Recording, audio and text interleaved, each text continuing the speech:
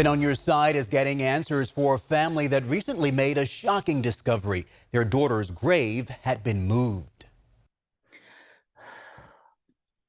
She wasn't just some name. She wasn't just, she was my daughter. And just to be so flippant about it, like first trying to deny it and telling me, well, we don't do that here. And then to find out, yeah, you do. Sonia Rodriguez was outraged. She lost her 17-year-old daughter, Jessica, to a drunk driver in West Sacramento on Halloween night back in 2008.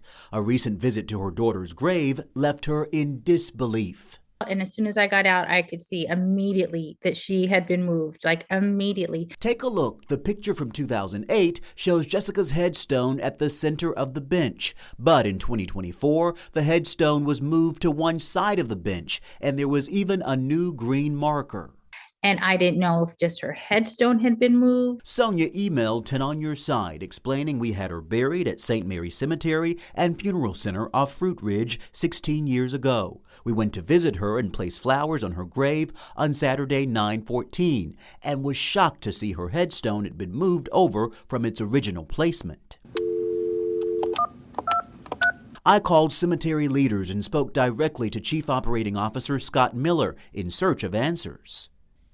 It's unfortunate.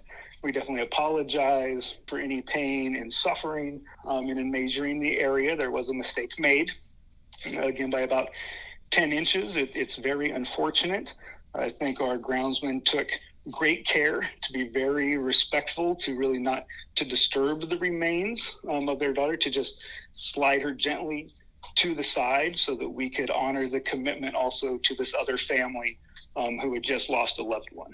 Miller tells me a wrong measurement resulted in Jessica's vault covering a portion of a neighboring plot that had been pre-purchased.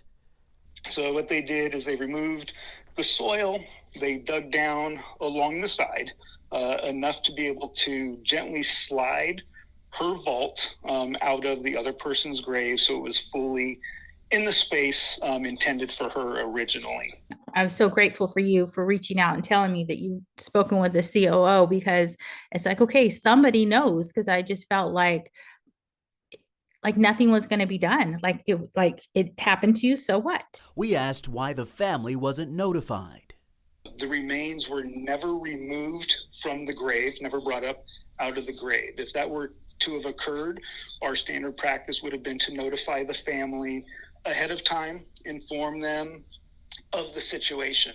But given that the remains were not removed from the grave, essentially just slid over approximately 10 inches to allow for new space, that's why we would have not made a notification. I had no idea they can even do that. I had no idea that that's even possible. I thought when you buy a plot, that's your final resting place. That's where you're going to be forever.